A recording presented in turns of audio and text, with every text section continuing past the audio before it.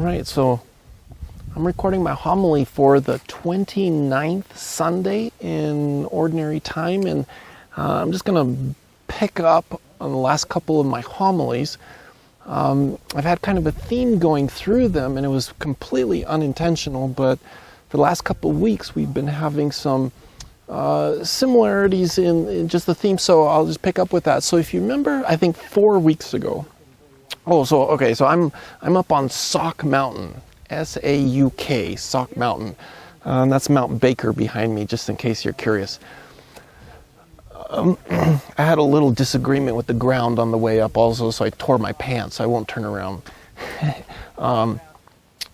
So 4 weeks ago, I had a homily on discipline, right? So discipline is the ability to do that which you want to do. So if you want to grow in a particular area, if you want more patience in your life, if you want to have a deeper level of forgiveness, maybe those aren't the best examples, but if you want to grow in a certain area, we have to have the discipline to be able to follow through so that our desires lead to the correct actions, right? So when somebody's struggling with that, they don't have the discipline to do it, they don't grow in that particular area, even if they have the desire, okay?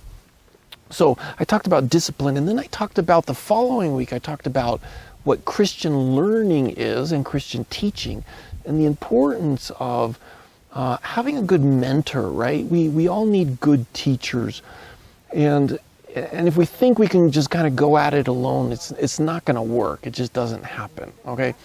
So growing in discipline, one of the things that's necessary to do that is to have some good teachers, people who guide us.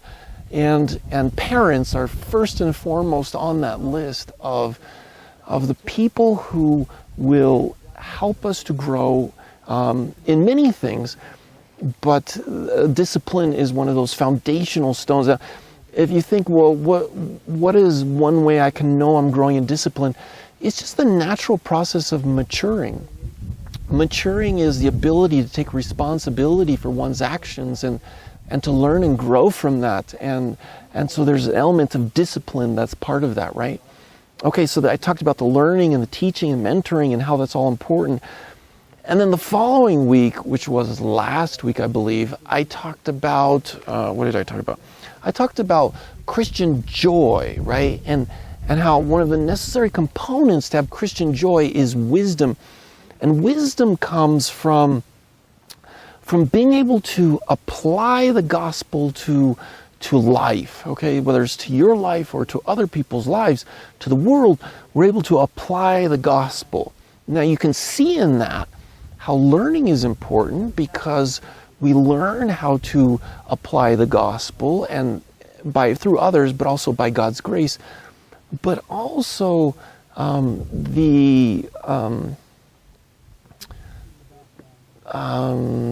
gotta focus here. Focus.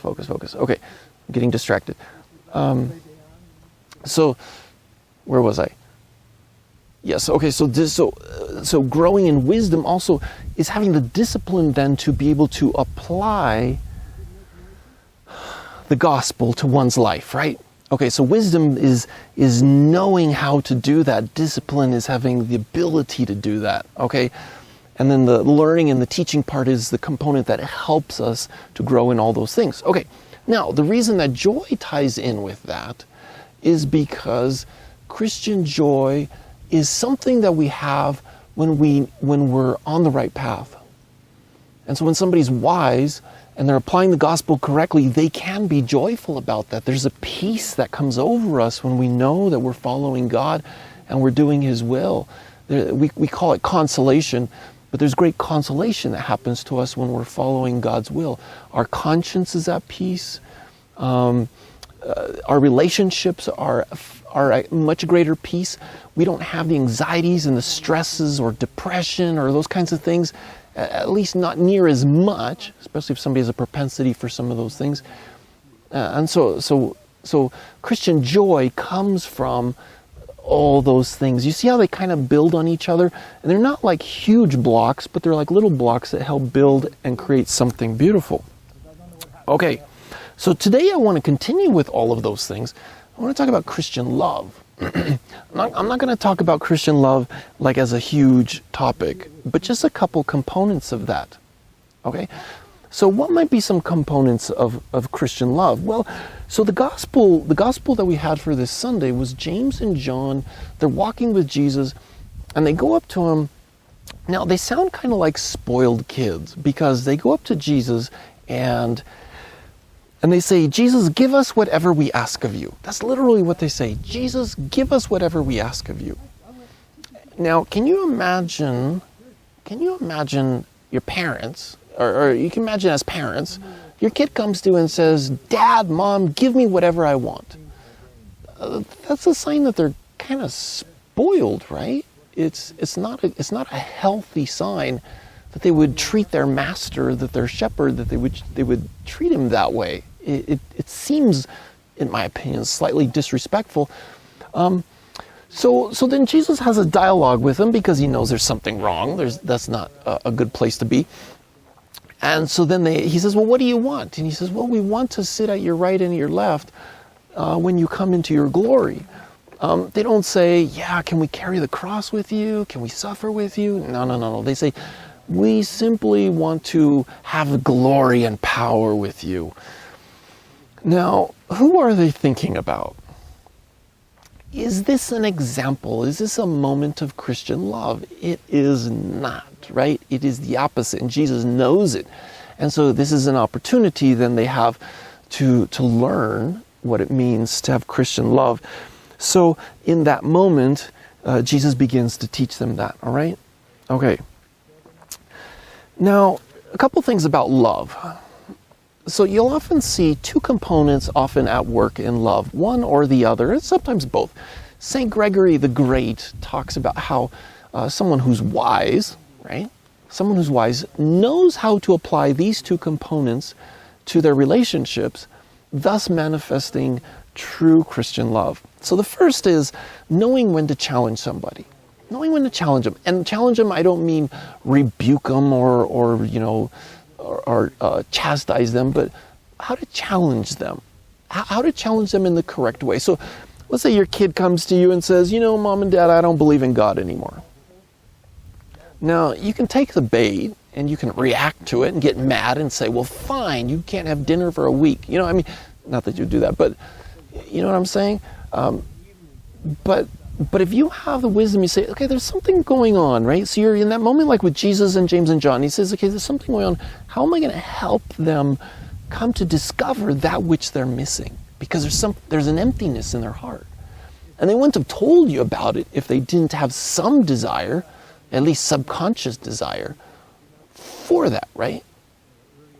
Okay, so now, so how would you react to a child who says, Mom, Dad, give me whatever I want? You'd probably say no, okay? But you say, I wonder what's going on here. What is it that you want? Well, I want a life supply of donuts. I want a dozen donuts every day. And you're like, yeah, I don't think that's a good idea, right? But you might engage in some kind of a dialogue so that you help them come to understand why that's not a good idea. So hence, in this moment, love is not giving them what they want, okay? It's challenging them and saying, that's not necessarily healthy. Okay, all right, good enough, okay. So sometimes we need to challenge, and so that means that what's most important is desiring the greatest good for them. Now, the philosophical definition of love is exactly that. Desiring the greatest good for the other. That's what love is. Okay? All right. Now, the other side of love is the ability to console and not challenge. Because there's moments when people don't need to be challenged. They don't really need to be helped per se. They just need some consolation. They just need someone cares about them. We call this a ministry of presence. A ministry of presence is where you're simply listening to the person, you're simply walking with them, right? The word compassion means to suffer with someone. It doesn't mean you take away their suffering, but it means you can suffer with them. Okay, so that's compassion. Just consoling someone could be just listening to them, right? So I'm going to give you two examples, one of each, one of challenge and one of consoling. So challenging, a couple of years ago, there was a gentleman, he wasn't Catholic, but he discovered that he knew where to find me, and I was literally trapped. And so he could come to me and ask me for things. So he would stand in the confession line, and he knew when during the week I was hearing confessions. Now, he wasn't Catholic, he wasn't there to have his confession heard, but it was like he was standing in the line, you know, outside the bank for the ATM machine. Because what he did when he came into confession was he would ask me for money. And I was trapped. So I was like a human ATM machine there in the confessional. So the first time I'm like, all right, this is fine. I asked him some questions, got to know him a little bit, gave him some money, right? Well, the following week, he comes back, right? He's like, okay, he stands in line and waits and comes in the confession, asks me for my money. And I'm like, ugh. So it's like, okay, all right, I'll be patient with him. So I gave him a little money, talked to him a little bit more. Third week, he comes back. And I'm like, wow, that's kind of bold. But anyways, so I said, here's the deal. You see me as an ATM machine.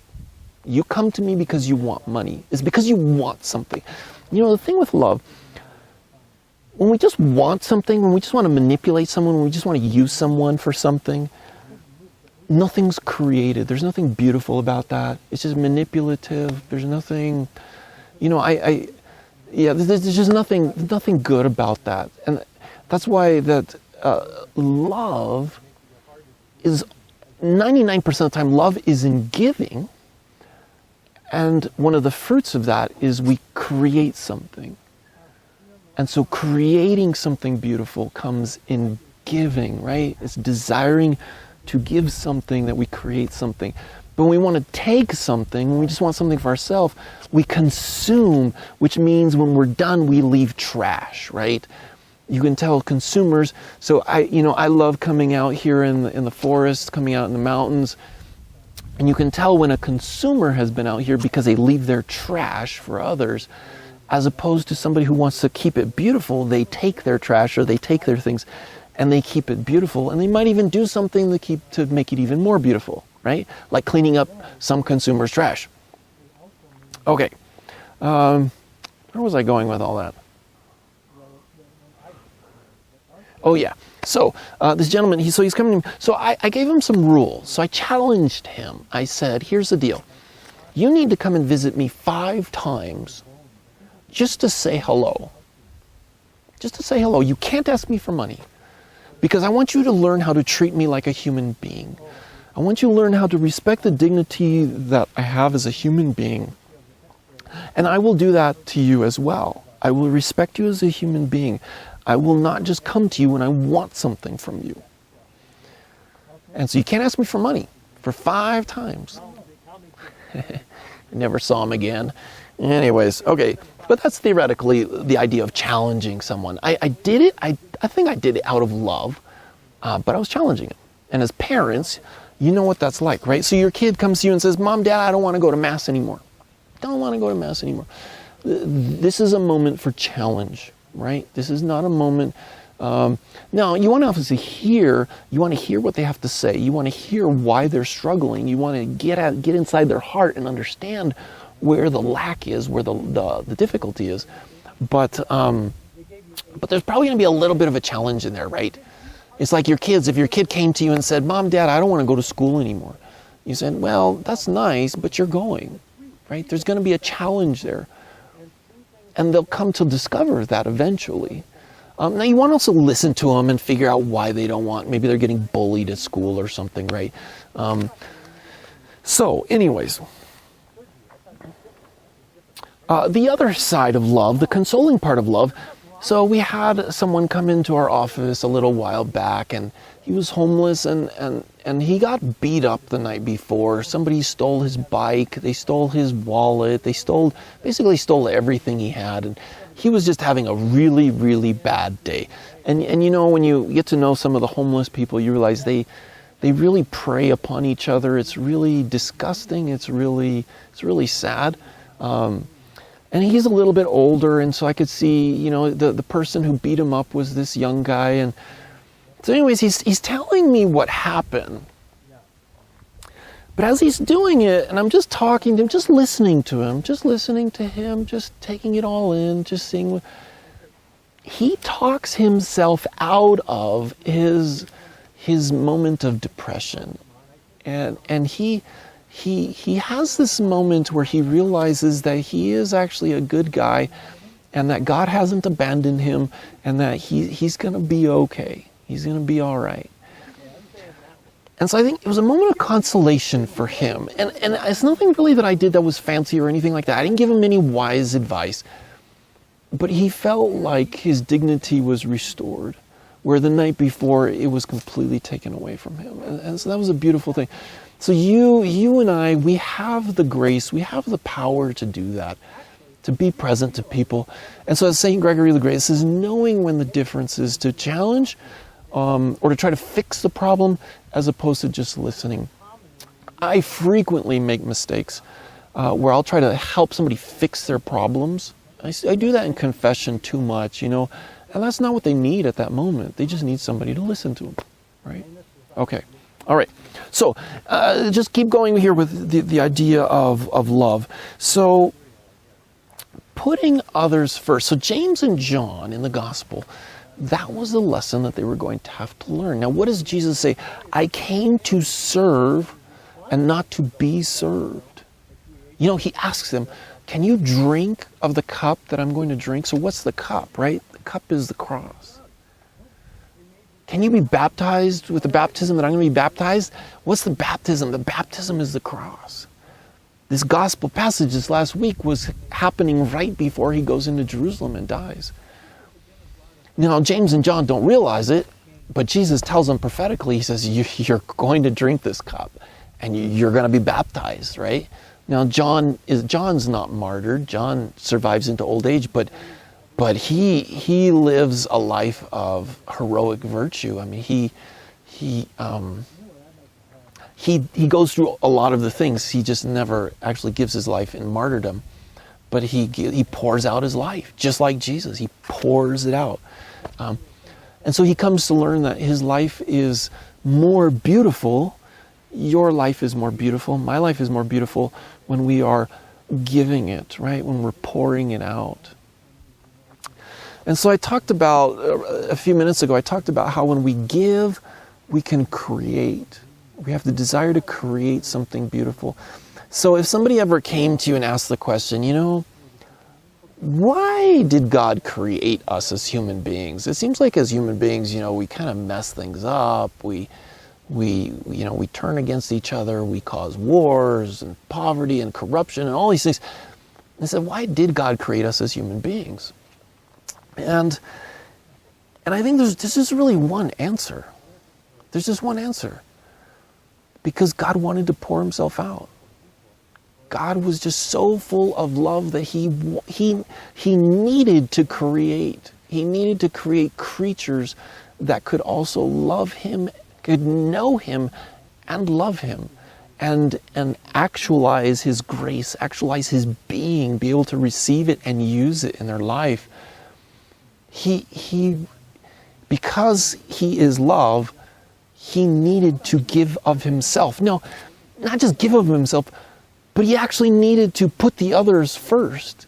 And when you look at the cross, that's what Jesus is doing. He's putting us first. He's giving his life for us.